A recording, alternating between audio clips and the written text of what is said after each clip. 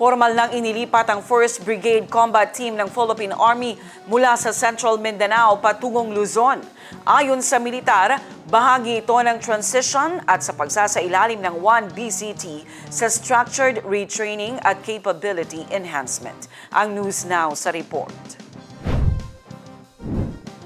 Isinagawa ang send-off ceremony ng 1st Brigade Combat Team araw ng Miyerkules, December 17 sa 6ID Grandstand Camp Siongco. Ito ay pagkilala sa matagumpay na pagtatapos ng misyon ng unit sa Central Mindanao.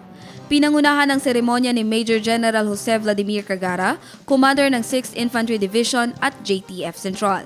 Formal na kinilala ng Division Commander ang pamumuno at serbisyo ng 1 BCT sa ilalim ng Acting Commander nitong si Colonel Romel Pagayon.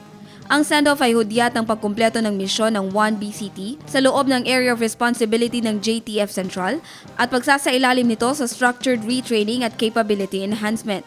Bahagi ng patuloy na programa ng Philippine Army sa Systemic Unit Rotation at pagpapanatili ng isang handa, profesional at mission-capable na puwersa. Ayon sa 6ID at Joint Task Force Central, sa kanilang deployment sa Central Mindanao, mahalagang papel ang ginampanan ng 1 BCT sa pagtugon sa mga lokal na banta ng terorismo at sa pagpapahina ng mga violent extremist group. Malaki rin umano ang naging ambag ng brigade sa pagpapatatag ng kapayapaan at seguridad, lalo na sa mga kritikal na lugar sa loob ng SPMS box na nagresulta sa pagsuko ng ilang miyembro ng threat groups at pagkakarecover ng iba't ibang tools of violence. Ang mga tagumpay na ito ay nag-ambag sa patuloy na kapayapaan, katatagan at proteksyon ng mga komunidad sa Central Mindanao. Sa kanyang talumpati, ipinahayag ni Major General Cagara ang taus-pusong pasasalamat sa mga opisyal at kawal ng 1 BCT sa kanilang dedikasyon, sakripisyo at profesionalismo. Inilarawan niya ang okasyon bilang isang sandali ng pasasalamat at hamon kasabay ang pagkilala sa katatagan ng brigade sa kabila ng mga pagsubok sa kanilang misyon.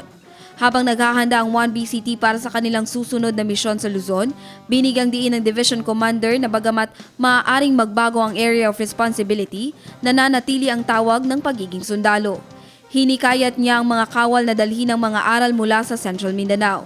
Katatagan sa gitna ng pagsubok, pagkakaisa sa kabila ng pagkakaiba, at tapang sa harap ng kawalan ng katiyakan bilang gabay sa mga susunod na tungkulin. Muli ring hinamon ni Major General Cagara ang brigade na panatilihin ang kanilang winning spirit, disiplina at husay sa pagtupad sa mga misyong ipagkakatiwala sa kanila. Ipinahayag ng 6th Infantry Division at JTF Central ang kanilang pasasalamat sa 1st Brigade Combat Team sa walang pag-iimbot na serbisyo at mahalagang ambag nito sa kapayapaan at kaunlaran ng rehiyon. Tiniyak din ng pamunuan ang patuloy na operational continuity at mission sustainability habang pinahahalagahan ng mga sakripisyo ng mga maneuver units ng hukbo. Jen Garcia, iMinds, Philippines.